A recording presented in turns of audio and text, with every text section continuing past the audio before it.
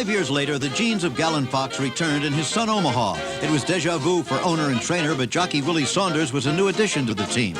It was a damp, chilly, miserable day with the track listed as good, not fast. It would be a standing start for the 1935 Derby, and there were 18 horses, a starter's nightmare.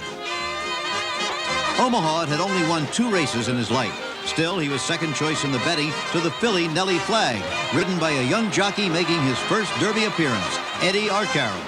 What Arcaro knew and the bettors didn't was that Nellie Flagg wasn't herself that day. It was the wrong time of the month for the filly.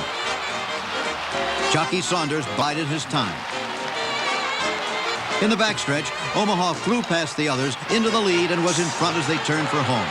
Roman Soldier challenged, but Omaha held on to win the Derby. As is so often the case, the experts still were not impressed. They were still remembering his 2-year-old season, in which he won only once in 10 starts, and his third-place finish in the Wood Memorial just 12 days before the Derby. Jockey Saunders, the pride of Bozeman, Montana, had no such qualms. Trainer Fitzsimmons had a new opportunity after 50 years in the sport to train 2 Triple Crown winners. From the Roses of Kentucky, it then was time for Omaha to move on to the Black-Eyed Susans of Maryland and the old Pimlico Racecourse and the Preakness Stakes. If he could win this one, he would become the first son of a Preakness winner ever to win the Preakness, and be only 1 victory away from being the first son of a Triple Crown winner to win the Triple Crown. It took 3.5 minutes to line them up for the standing start this time.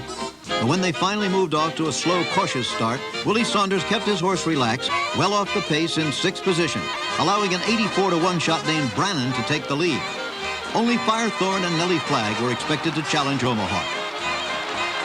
Brannan led until the top of the stretch, but then he faded like a black-eyed Susan in September.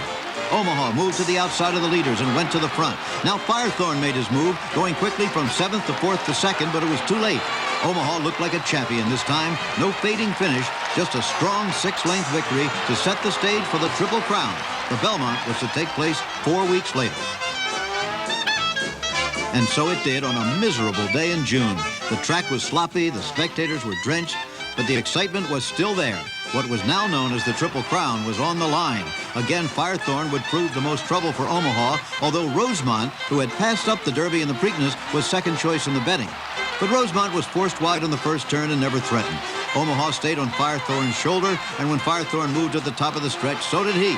They fought it out, but Omaha was clearly the best and had won the Triple Crown. Omaha ended his days as a pensioner at a farm near his namesake city. And when he died, he was buried at the Exarban racetrack in Omaha. Before that, he had gone to England to race, the only Triple Crown winner to do that. And he won several important races, although he lost the Ascot Gold Cup by a nose. He was a failure at stud.